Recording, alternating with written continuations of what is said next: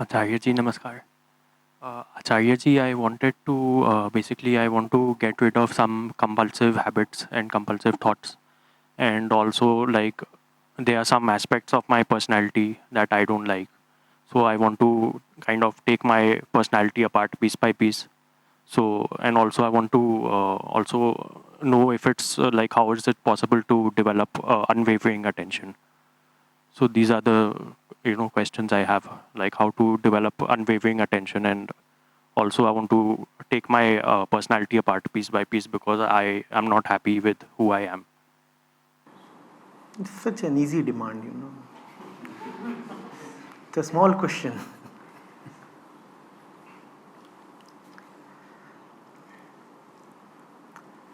You are what you want. If you want to change who you are, then you will have to want something radically different.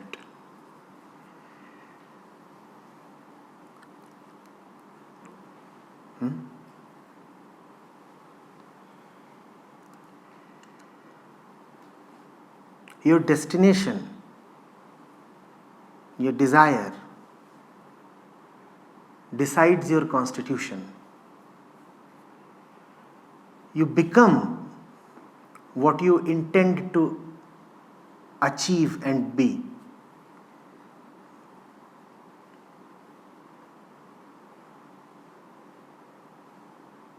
If you love the mud, you will become an earthworm. If you love the sky, you will grow wings. Your entire personality will. That's what you want, right? The entire personality must come apart. Then you have to change what you love. If you love the mud, you cannot grow wings. Can you? If you love the mud, all you will get is a mudworm.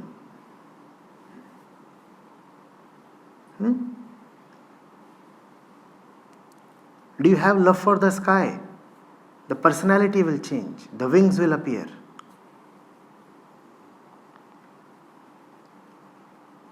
The desire, the target has to be there.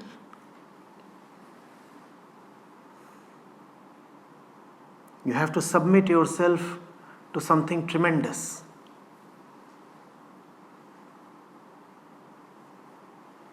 Your goal will decide your life. Instead, we let our life decide our goal. And that's such a costly mistake.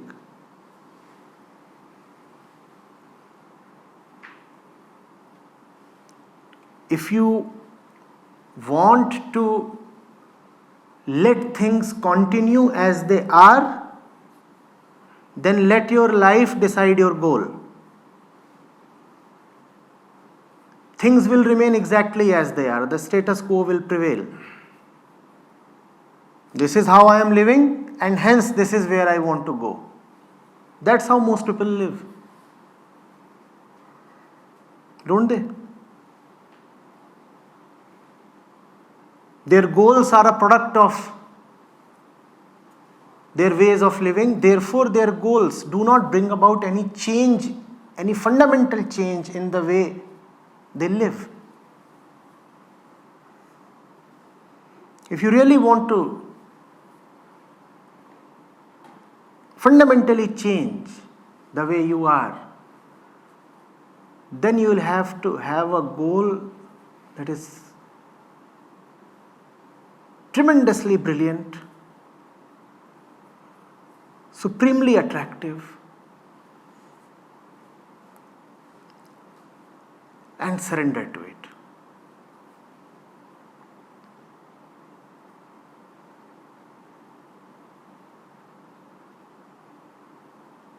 Your entire system will then be forced to adjust itself, rather take a rebirth in order to achieve that goal.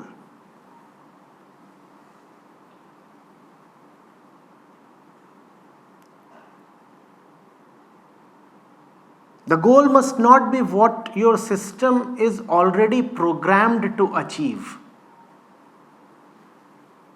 The goal has to be such that it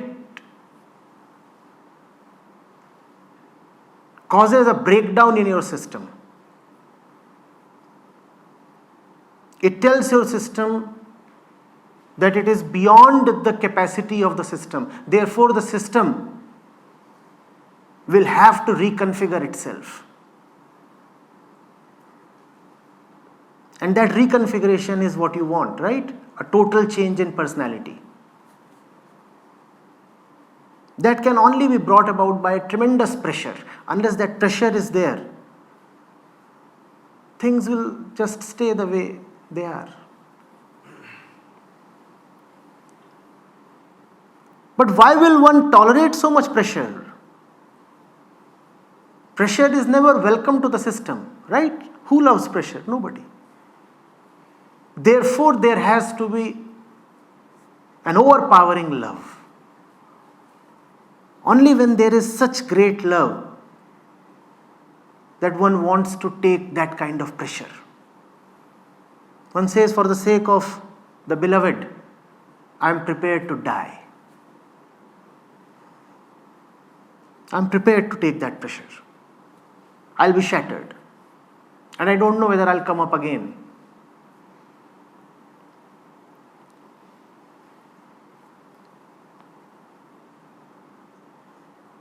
It has to be something overwhelming. It has to be something that numbs down your intellect.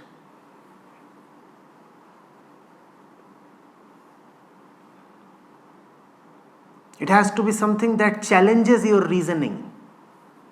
It has to be something that goes beyond your reasoning. If it is within your reasoning, then your reasoning will shoot it down.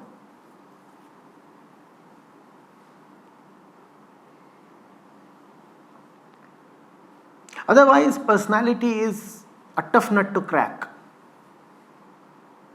Cosmetic changes in personality are easy to bring about. You can grow some hair, or you can grow a beard.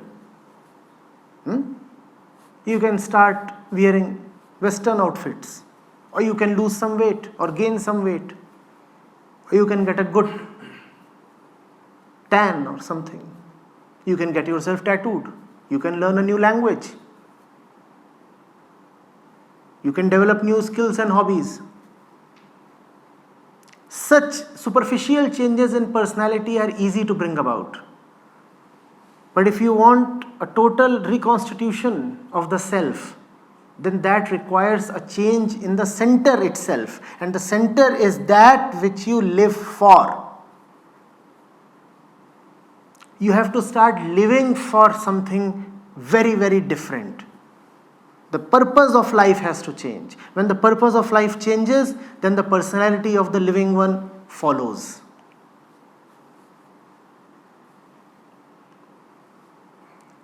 I assure you, most people carry on the same personality that they are born with. You might find it surprising. You will say, oh, but the child undergoes so much. There is surely a great difference between the personality of the 70-year-old and the 7-day-old. No, sir.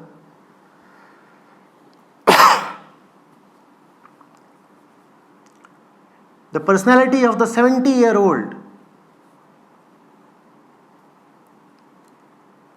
is in many ways just a continuation of what he was when he was 7 days old. Nothing changes. The same instincts, the same basic tendencies. Only cosmetic and peripheral changes happen. Deep inside, the same thing. Fear, want, greed, comparison, anger, hope, despair, lust, fear. What has changed?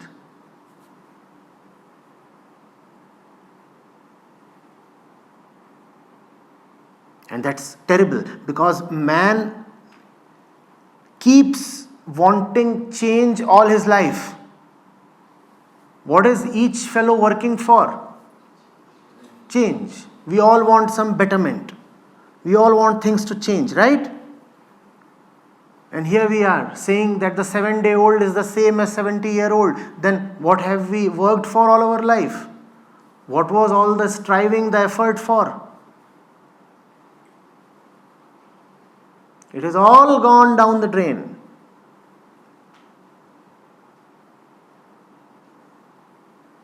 Because the center of the newly born and the center of the 70-year-old remain the same. The 7-day-old is driven by the Prakritic center, the center of the body, and so is the 70-year-old. Both are driven by their respective bodily centers.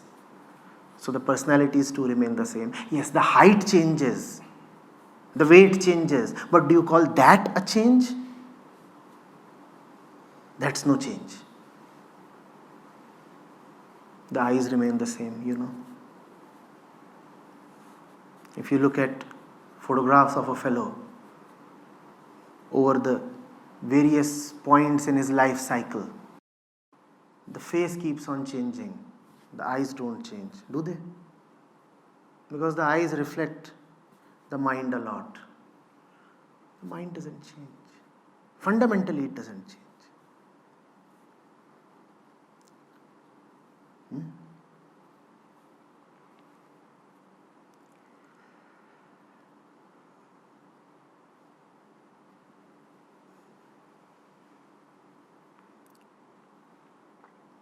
But you already have a goal. And that goal in your eyes is justified.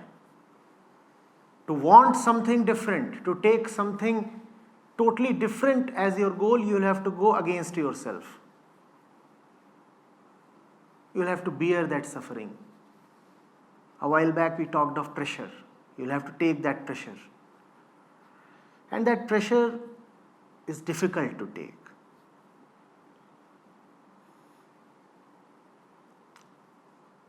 Let's know the facts. Do you have the kind of love that will enable you to willingly pass through that suffering? That's the question that you have to answer. Only in love can there be radical transformation. Most of us are loveless, dry beings. Unfortunately. That's not our destiny, but that's how we have made the choice.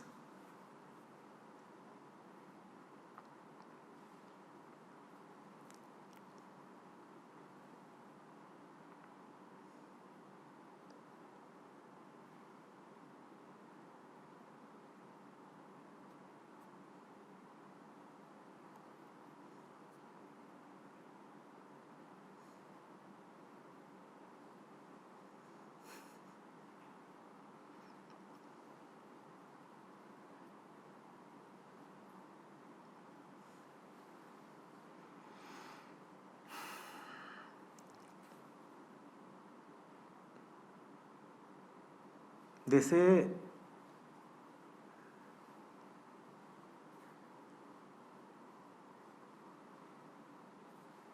that it was the love of the flower that turned the caterpillar into the butterfly. Without that love affair, the metamorphosis won't have happened.